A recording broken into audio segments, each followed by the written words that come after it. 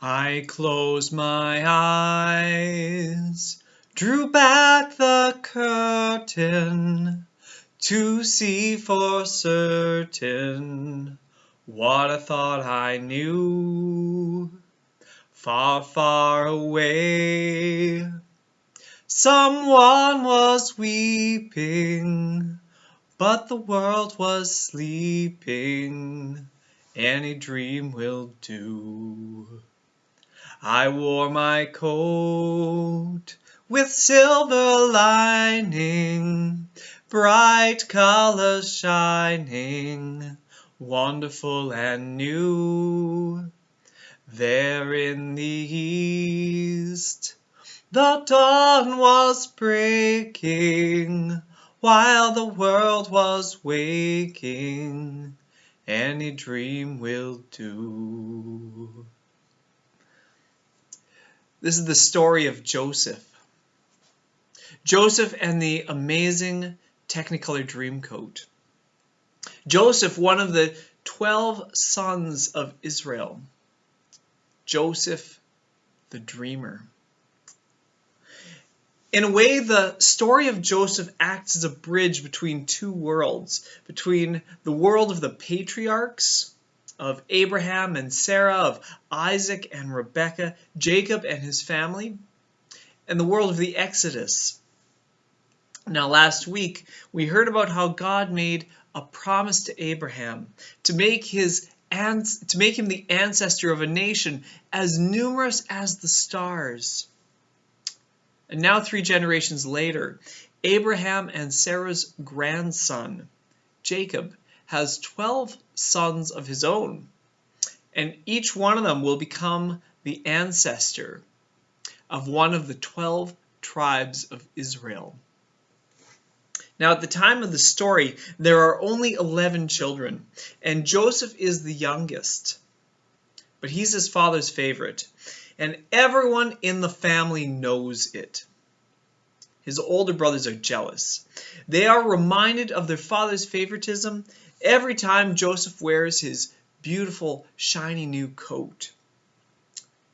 It's a coat that his father, Jacob, gave him, and it makes his brothers angry. But Joseph isn't innocent in all of this either, because he has dreams that one day his older brothers will all bow down to him, and he brags about these dreams, and that makes his brothers hate him even more. So one day Joseph's brothers, Reuben and Simeon, Judah and the rest, they're out in the field grazing their sheep. And Joseph is at home where he doesn't have to get his beautiful coat dirty. And Jacob sends Joseph to see how his brothers are doing. You guessed it, this isn't going to be pretty. So as Joseph comes over the hill, his brothers spot him and his beautiful coat in the distance, and they start plotting against them. And they say to one another, and I'm going to use some words that sound a little bit old-fashioned, but you'll see why in a little while, okay? This is from the King James Version. They say, "Behold, here cometh the dreamer. Let us slay him and see what becomes of his dreams." Close every door to me. Keep all the world from me. Bar all the windows and shut out the light. Do what you want with me. Hate me and laugh at me. Darken my daytime and torture my night. So Joseph comes near, and his brothers ambush him, and they throw him in the pit. But instead of killing him, they decide to make a profit off of him. They decide to sell their brother, to sell him as a slave for 20 shekels of silver. 20 shekels of silver, the price of their brother's life. Close every door to me. Keep those I love from me. Children of Israel are never alone. So Joseph sold into slavery, sold as a slave to Potiphar, to an Egyptian officer. Now Joseph's story is full of plot twists and intrigue. He rises in Potiphar's house only to be thrown into prison on the accusation of seducing Potiphar's wife. But in prison, he gains this reputation for interpreting dreams. And when Pharaoh himself has a disturbing dream, the guards bring Joseph in to interpret it. And Joseph's interpretation of the dream wins Pharaoh's respect. And Pharaoh makes him one of the most powerful officers in the court. And Joseph manages Egypt's resources so wisely that even in the midst of a devastating 7-year famine, Egypt's storehouses have enough grain to feed the people. And it's in the midst of this famine that Joseph's family, his brothers who sold him into slavery, come to Egypt looking to buy bread. The same brothers who once said to one another, "Behold, here cometh the dreamer. Let us slay him and see what becomes of his dreams." Well, Joseph's dreams have come to pass. His brothers are there right in front of him on their knees, begging for mercy.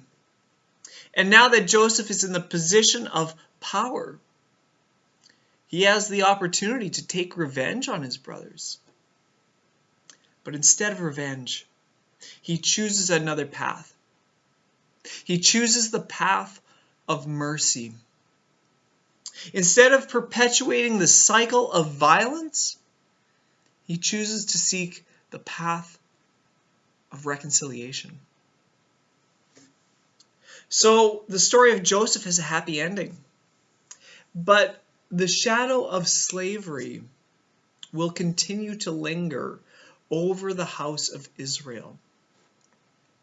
400 years later, the Israelites will find themselves as slaves to the Egyptians, waiting for liberation, waiting for freedom, waiting for God to act. Wade in the water, wade in the water, children, wade in the water. God's gonna trouble the water.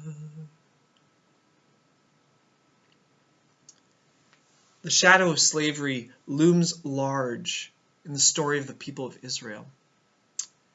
And the shadow of slavery looms large over our world as well. The pyramids of Egypt were built by slaves. And so, one might argue, were the Americas.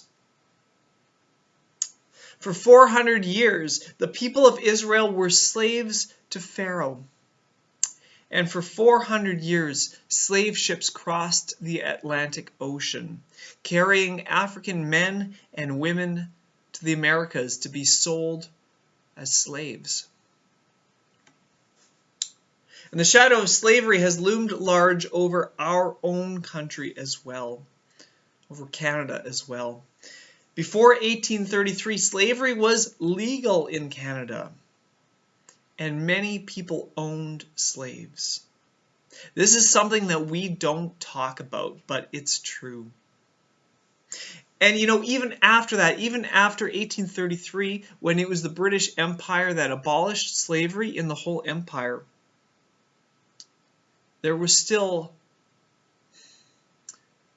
laborers who worked under terrible conditions and for very low wages, and often exploitation, especially of immigrants. So, for example, even the Great Canadian Pacific Railway was built on the backs of Chinese laborers who were forced to work in deplorable and unsafe conditions and paid next to nothing.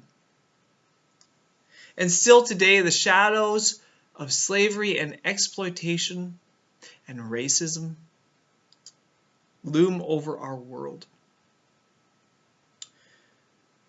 Those who refuse to let the memories of folks like George Floyd and Jacob Blake and Breonna Taylor and so many others, those who refuse to let their memories be forgotten remind us that those shadows still haunt our world today.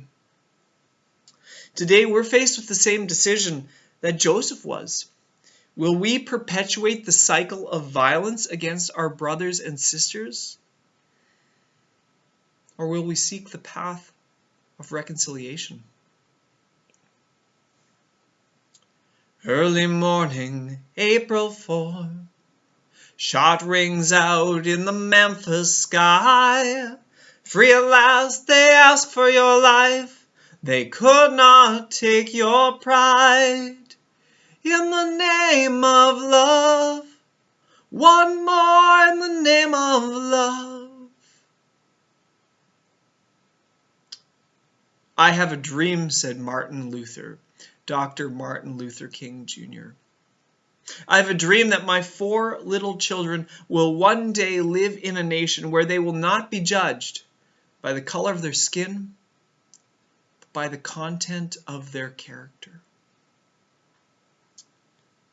Dr. King's dream was that one day those shadows of slavery and exploitation and racism would evaporate, and that a new day of freedom and equality and fellowship would dawn for all people. And Dr. King was assassinated for that dream. Early in the morning on April the 4th, 1968, in Memphis, Tennessee. And today there's a plaque outside the Lorraine Motel where Dr. King was shot, and it reads, "Behold, here cometh the dreamer. Let us slay him and see what becomes of his dreams."